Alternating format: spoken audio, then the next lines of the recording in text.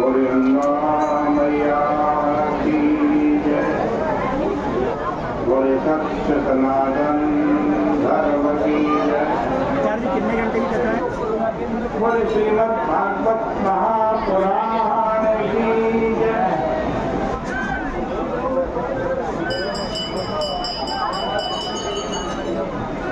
पतित पावनी कलिमल हारिणी मंगलकारी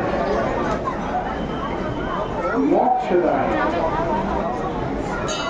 माँ गंगा मैया का ये पवित्रतम तीर्थ हर की पहली ब्रह्मपुर है। श्रीमद् भागवत महापुराण की चर्चा आप प्रतिदिन सुन रहे हैं। आज श्रीमद् भागवत महापुराण के एकादश स्कंद का 12वां अध्याय जो चल रहा था उसकी चर्चा बढ़ाते हैं।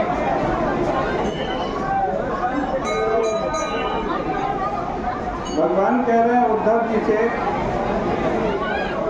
कि सत्संग की ऐसी महिमा है कि जो सत्संग करता है वो मेरे स्वरूप को ब्रह्म को प्राप्त कर लेगा।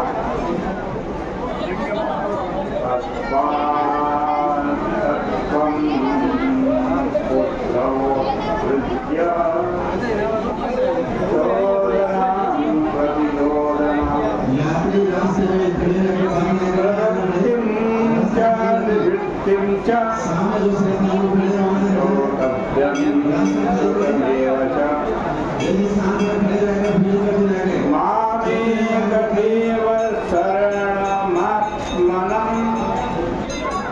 मामेकमेव शरणम् आत्मानं सर्वदेहिनां याहि सर्वात्मभावेन मया स्यादितो भयम्। भगवान कह रहे हैं उद्धव जी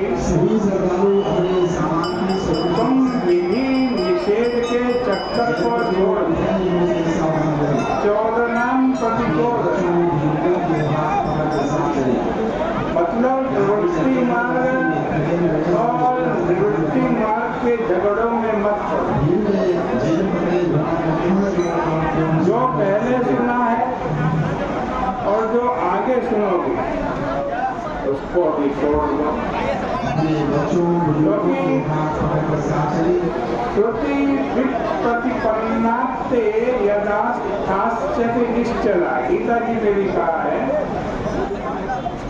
कि तरह तरह की बातों को श्रवण करने से अकल भटक जाती। इसलिए सब कुछ छोड़कर एकमात्र मेरी शरण में आ जाओ। मैं ही तुम्हारा निवास स्थान हूँ और मैं ही तुम्हारा रक्षक हूँ। मतलब यह कि रक्षा के लिए किसी रक्षक को मत ढूंढो और रहने के लिए कोई मठ मंदिर मत ढूंढो।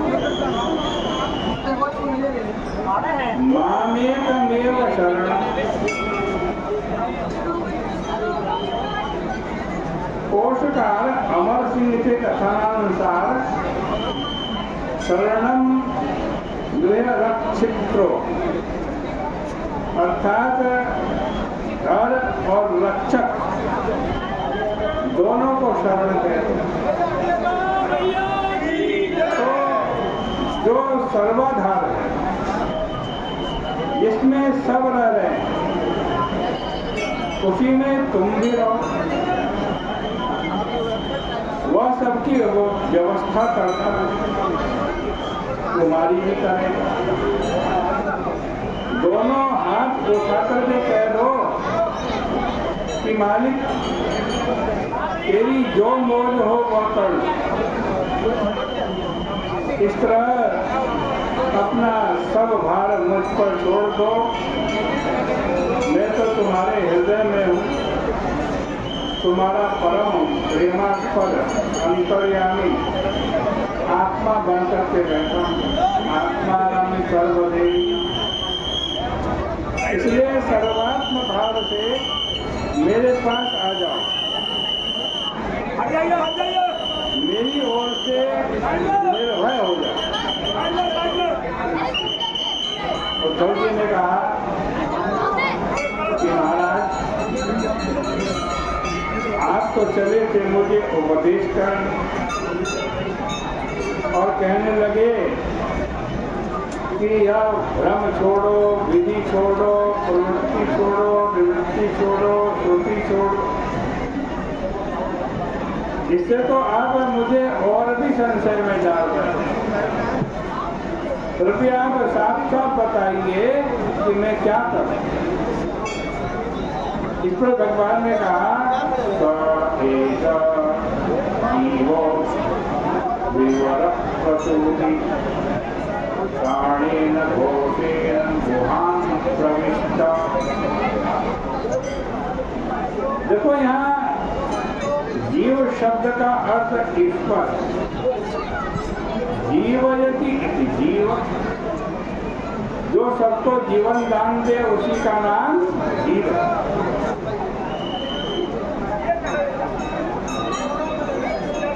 भगवान कहते हैं कि ईश्वर माया से प्रपंच के रूप में भास रहा है और अविद्या से अपने को कर्ता भोक्ता मानता, और कर्ता भोक्ता मानने से उसे विधि निषेध का अधिकार हो गया।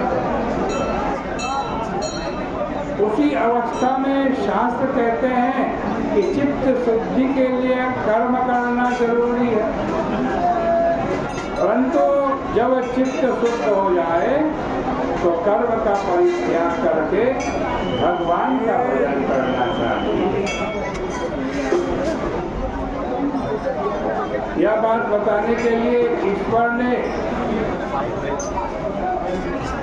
अपने आप से कैसे प्रपंच प्रकट किया, या भगवान से कैसे हुआ।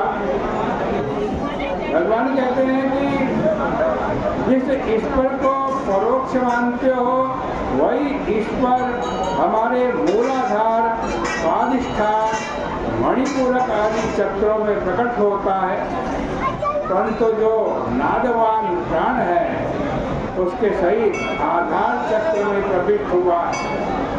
वहाँ से मनोमय, सूक्ष्म, पश्चंती और मध्यमा रूप धारण करके मणिपूरक चक्र में आता है, फिर विशुद्ध चक्र में आता है, उसके बाद मुख में आता है और वही आवाज बन करके प्रकट होता है। बोले मैया की, बोले श्रीमद् भागवत महापुराण। आज की चर्चा यहीं पर विराम देते हैं।